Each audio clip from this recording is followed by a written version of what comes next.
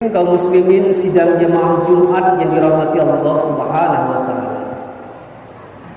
Di kesempatan yang berbahagia ini, khatib ingin mencoba berwatawasau bil haq dengan tema mengenal diri.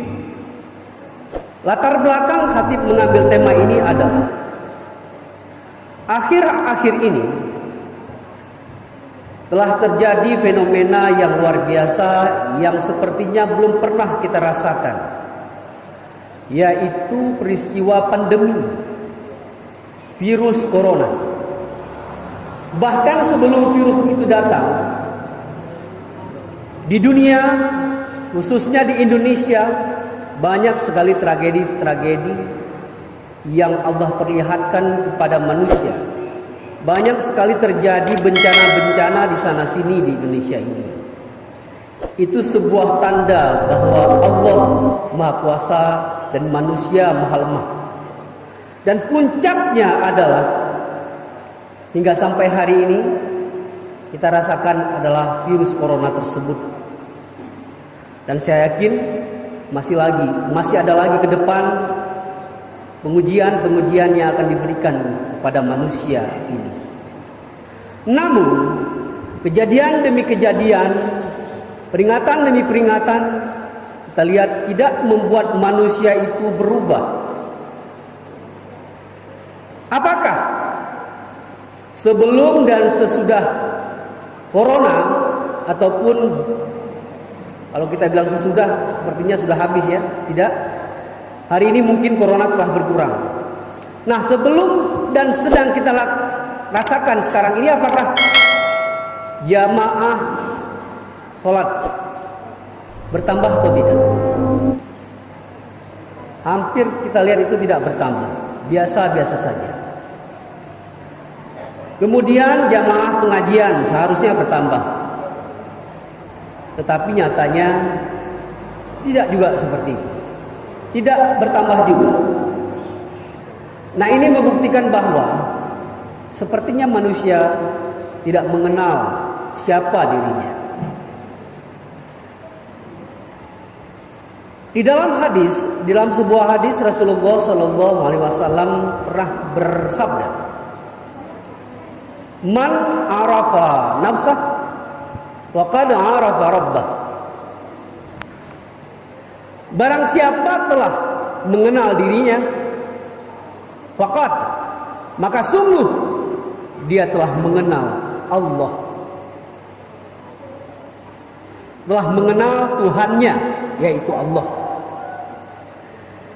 Jadi apabila ada manusia hidup pada saat ini dengan kehadiran corona tidak membuat dia hadir ke masjid, sebelum dan sesudah corona biasa-biasa saja menurut dia, maka bisa dipastikan bahwa manusia ini adalah manusia yang tidak mengerti siapa dirinya. Karena tidak mengenal dirinya, maka dia sungguh ini taukid, betul-betul mutlak sifatnya. Dia tidak mengenal Allah. Makanya dia tidak ada pengaruhnya, ada musibah ataupun tidak bagi dirinya. Maka di kesempatan yang berbahagia ini, mari kita mengulang kaji kembali sebenarnya siapa kita ini. Para hadirin kaum muslimin sedang jamaah Jumat yang dirahmati Allah Subhanahu wa taala. Di dalam beberapa ayat itu banyak sekali dijelaskan tentang keberadaan manusia. Namun sebelum itu, kita harus sadari bahwa manusia ini adalah berbeda dengan makhluk yang lain. Manusia dan jin itu adalah dua makhluk yang ditaklifkan oleh Allah hukum atasnya. Dan di sini kita tentu saja tidak bicara tentang syariat jin, karena kita tidak paham masalah itu. Dan kita berbicara tentang kemanusiaan. Manusia ini sejatinya diberikan dua naluri oleh Allah Subhanahu wa taala. Yang pertama, naluri akal. Yang kedua, naluri nafsu. Dua naluri yang diberikan Allah kepada manusia berpotensi menjadikan manusia itu baik, dan sebaliknya juga berpotensi menjadikan manusia itu buruk. Manusia akan menjadi baik manakala dia bisa mendominankan naluri akalnya dibandingkan dengan naluri nafsunya. Tetapi sebaliknya, manusia akan menjadi jahat, sadis, kejam apabila dia mendominankan, mengedepankan hawa nafsunya dibandingkan dengan akal pikirannya. Di dalam kehidupan manusia ini ada namanya ilmu humaniora, yaitu ilmu-ilmu yang memanusiakan manusia. Kata-kata ini sepertinya ironis. Kenapa manusia yang terlahir sebagai manusia harus belajar jadi manusia? Kenapa? Karena kadang-kadang manusia di luar kemanusiaannya dia akan menjadi malaikat. Kadang-kadang sebaliknya manusia ini di luar kemanusiaannya dia akan menjadi lebih hina dibandingkan dengan hewan sekalipun. Ada orang ataupun orang tua yang berkata kepada anaknya, "Nak, kamu ngaji nak. Ngaji yang tinggi. Untuk apa? Supaya kamu jadi orang." Apa dia bukan orang? Kenapa harus ada biar menjadi orang? Nah, di sini manusia, pada dasarnya manusia, tapi ingat, manakala dia tidak bisa mendominankan akalnya, manusia ini bisa lebih hina dibandingkan dengan hewan. Maka ilmu-ilmu itu adalah ilmu-ilmu yang menjaga manusia supaya tidak keluar dari kemanusiaannya. Para hadirin kaum muslimin sidang jemaah Jumat yang dirahmati Allah Subhanahu wa taala. Seperti makhluk yang lain, seperti malaikat misalkan. Malaikat kerjaannya adalah berumudiah terus, berzikir terus kepada Allah Subhanahu wa taala. Kenapa itu terjadi? Karena malaikat tidak diberikan hawa nafsu kepadanya.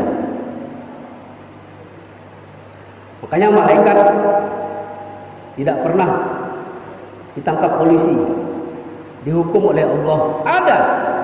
Ada dua orang malaikat yang sampai saat ini itu dihukum oleh Allah, digantung di langit yang keempat. Malaikat tersebut bernama Ruta Maruta. Dikisahkan di dalam tafsir Jalalain, di mana di sana dikisahkan bahwa pada saat manusia diciptakan, malaikat kan protes, "Ya Allah, kenapa Engkau ciptakan manusia di dunia ini? Toh nanti mereka akan bertumpah darah sesamanya." Pada saat itu Allah berfirman, "Inni a'lamu ma la ta'lamun."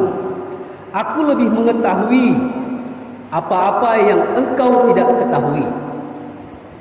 Maka pada saat itu Allah mengatakan, sekalipun demikian, manusia ini akan menjadi lebih mulia dibandingkan malaikat. Kenapa? Manusia yang bisa beribadah kepada Allah itu luar biasa dibandingkan dengan malaikat.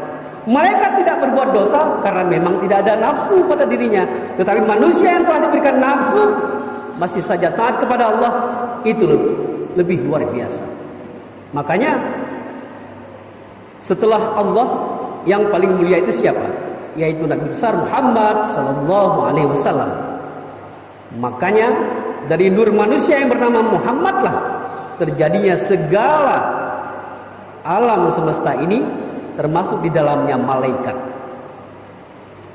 Jadi Ruta Maruta itu adalah dua orang malaikat yang diseleksi untuk dipilih, diberikan nafsu kepadanya. Setelah seleksi, terpilihlah dua orang malaikat yang tingkat ketaatannya yang luar biasa, yaitu Ruta Maruta. Namun singkat cerita, Ruta Maruta itu tidak berhasil dia tergoda oleh wanita yang cantik jelita yang bernama Zuhra. Konon Zuhra ini kemudian diangkat ke langit menjadi bintang Zuhra, dan Ruta Maruta meminta kepada Allah untuk tidak menghukumnya di akhirat karena mereka tidak sanggup untuk menahan penderitaan balasan atas kesalahan yang mereka lakukan di neraka nanti. Maka Allah menghukumnya sekarang digantung kepala ke bawah di langit yang keempat. Begitu kisahnya. Para hadirin kaum muslimin sidang jamaah Jumat yang dirahmati Allah Subhanahu wa taala. Di dalam kitab Safinatun Najah, kitab Safinatun Najah itu kalau kita ngaji di pondok itu, khususnya pondok Salafi, itu kitab tajizi. Jadi sebelum kita naik kelas 1, kita di bawah kelas 1 dulu, yaitu tajizi namanya. Ada kitab fikih di situ bernama Safinatun Najah. Kalau naik kelas 1 nanti baru matan takrib. Nah, di dalam kitab Safinatun Najah itu ada hal yang menarik yang harus kita perhatikan kaitannya dengan kemanusiaan kita. Khususnya dalam bab tayamum. Di situ disebutkan ada 2 sebab baru kita boleh bertayamum. Selain sakit. Yang pertama, kita boleh bertayamum apabila sebab pertama adalah fakit air. Tidak ada air di sekeliling kita. Makna di sekeliling itu adalah jarak 40 rumah ke kanan, ke kiri, ke depan, dan ke belakang. Begitu disebutkan. Nah, pada saat itu kita baru dibolehkan untuk tayamum. Sebab yang kedua, airnya ada, tetapi air tersebut sedikit, cukup buat berwudu, cukup. Tetapi pada saat kita mau berwudu, lewat hewan yang dihormati. Jadi air tersebut harus kita berikan kepada hewan yang dihormati tersebut, karena apabila kita tidak berikan, itu membahayakan jiwanya. Maka air itu kita berikan kepada hewan yang dihormati tersebut, dan kita baru boleh bertayamum. Pertanyaannya adalah, siapakah hewan yang dihormati tersebut? Jawabannya banyak jumlahnya. Untuk mengetahui jumlahnya, kita ketahui saja yang sedikit. Yang sedikit adalah al-hayawanu ghairu muhtaramah, yaitu hewan-hewan yang tidak dihormati. Maka tersebutlah dalam kitab tersebut, hewan yang tidak dihormati itu ada 6 golongan. Yang pertama adalah tarikus shalah. Posisi yang pertama dari 6 adalah tarikus shalah. Apa arti tarikus shalah? Orang yang meninggalkan sholat. Yang kedua, zina muhsan. Zina muhsan itu adalah seorang yang telah mempunyai istri, sebaliknya istri yang telah mempunyai suami berzina, selingkuh. Maka itu termasuk hewan yang tidak dihormati. Arti tidak dihormati, jika tadi air tadi lewat manusia zina muhsan tersebut, air tersebut nggak boleh kasih, nggak boleh diberikan kepada zina muhsan tersebut, sekalipun dia kalau tidak minum mati. Begitu dalam hukum disebutkan. Posisi yang ketiga adalah murtad. Murtad itu adalah manusia yang tidak mengakui lagi tentang keesaan Allah Subhanahu wa taala. Ada Tuhan lain selain Allah. Dan manusia yang menabikan nabi setelah Nabi Muhammad, itu murtad namanya, ataupun kufur. Yang keempat, kafir harbi. Kafir harbi itu adalah kafir yang wajib kita perangi. Kenapa wajib? Karena dia merongrong akidah kita. Sekarang apakah sudah kafir harbi? Sudah ada kafir harbi? Kita tidak tahu. Mungkin saja sudah ada di Indonesia ini. Pura-pura bukan kafir tapi kafir. Kita tidak tahu. Tapi yang mau kita bilang adalah jika ada manusia seperti ini, kafir harbi, maka dia tergolong kepada hewan yang tidak dihormati. Tidak wajib kita memberikan air itu kepadanya.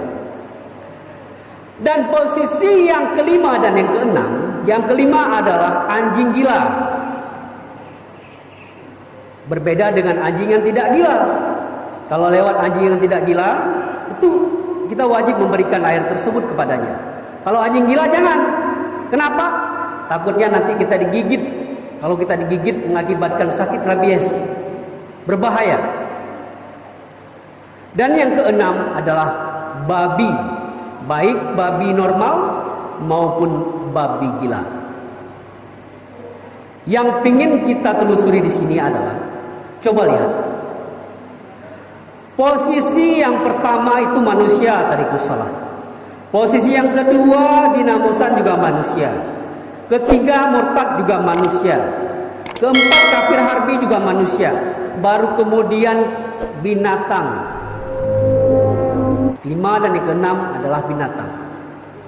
Maka di dalam penyebutan kitab Safinatun Najah ini, yang mazhabnya Imam Syafi'i ingin mengatakan bahwa betapa hinanya manusia dibandingkan dengan hewan sekalipun. Coba kita lihat. Kita manusia yang tidak sholat, yang tarikus sholat, itu lebih hina dibandingkan dengan anjing yang tidak gila. Apalagi sama kambing, sama kucing, sama ayam, sama lembu. Ini anjing, tapi tidak gila. Kita lebih hina daripada dia apabila kita tidak sholat, tidak melakukan segala perintah Allah, tidak puasa, tidak naik haji padahal syarat sudah cukup. Nah ini harus sama-sama kita perhatikan. Kemudian di dalam ayat lain juga Allah menyebutkannya, yaitu khususnya dalam surat At-Tin.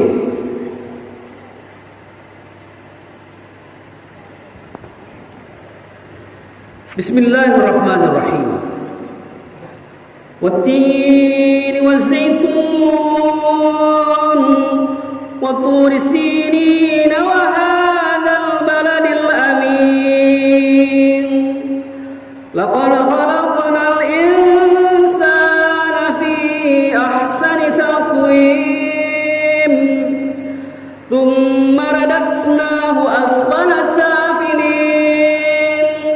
Illa alladhina amanu wa 'amilus salihati falahum ajrun ghairu mamnun.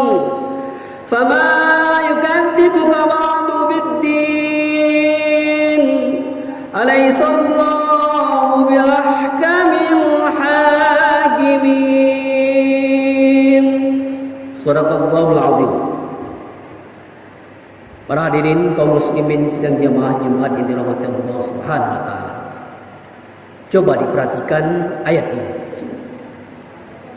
Wat-tini waz-zaitun.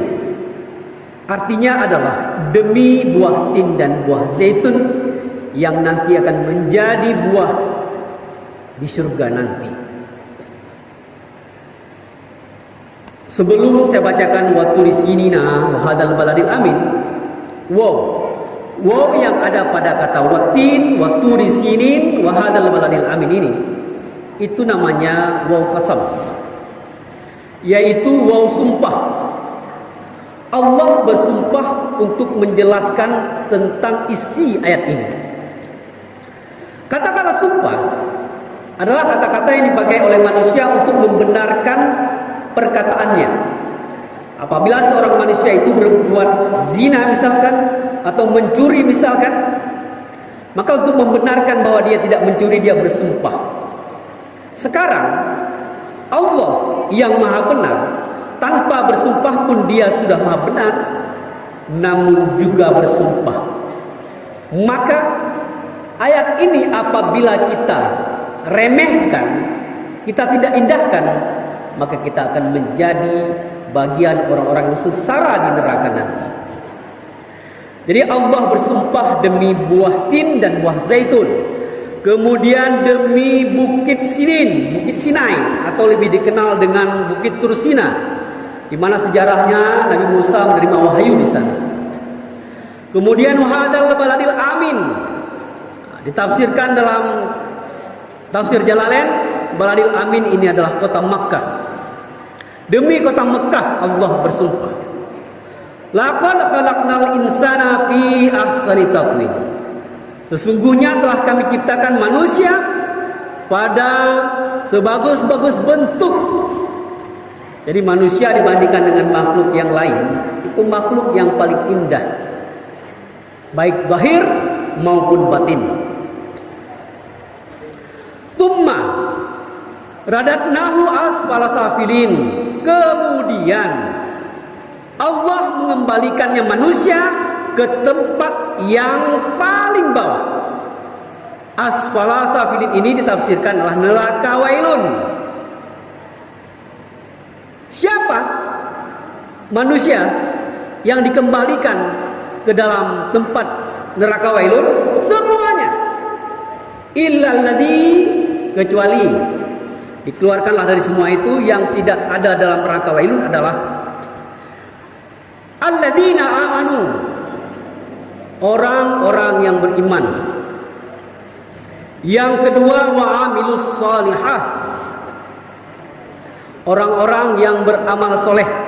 Bukan hanya beriman saja, tetapi juga mengerjakan sholat. Islamnya bukan di KTP saja, tetapi juga melaksanakan segala perintah Allah. Itu yang tidak dikembalikan ke neraka wailun. Bahkan mereka falahum ajrun ghairu mamnun. Bagi mereka itu balasan ghairu mamnun, yang tidak putus-putus. Di mana? Di surga. Surga itu adalah kenikmatan yang tanpa limit, tidak ada batas, selamanya. Bagi siapa? Bagi orang yang beriman dan yang beramal soleh. Bahkan di dalam ayat yang lain, yaitu ayat Al-Asr, surat Al-Asr, bahkan di situ Allah juga bersumpah. Di situ dilebihkan orang-orang yang ketiga adalah di samping beriman dan beramal soleh, orang-orang yang saling menasihati tentang kebenaran dan saling menasihati tentang kesabaran. Wa tawasau bil haqq wa tawasau bis sabr. Fama yukadzibuka ba'du biddin. Maka kenapa manusia mendustakan engkau ya Allah, padahal ba'du biddin, sesudah datang dalil-dalil tentang hari akhir. Kita percaya kepada hari akhir, tetapi masalahnya kita mendustakan agama kita dengan tidak melaksanakan sholat, tidak mau mengerjakan ibadah haji padahal sudah cukup syarat. Kita berjudi, kita berzina. Itu adalah orang-orang yang mendustakan agama padahal dia percaya adanya hari akhir. Nah, itu tidak logis sebenarnya. Alaihissallahu biahkamil hakimin. Padahal Allah itu adalah hakim yang paling adil. Jadi artinya di sini kita tidak harus percaya dengan siapapun. Kita tidak boleh tergoda dengan kekayaan, dengan jabatan. Karena itu semua adalah hakim-hakim pembohong. Allah lah yang maha adil. Maka Allah lah yang kita percaya. Para hadirin kaum muslimin sidang jamaah Jumat yang dirahmati Allah Subhanahu wa taala. Kiranya hanya ini saja yang dapat khatib sampaikan kesempatan yang berbahagia ini. Mudah-mudahan ini menjadi pertimbangan kepada kita.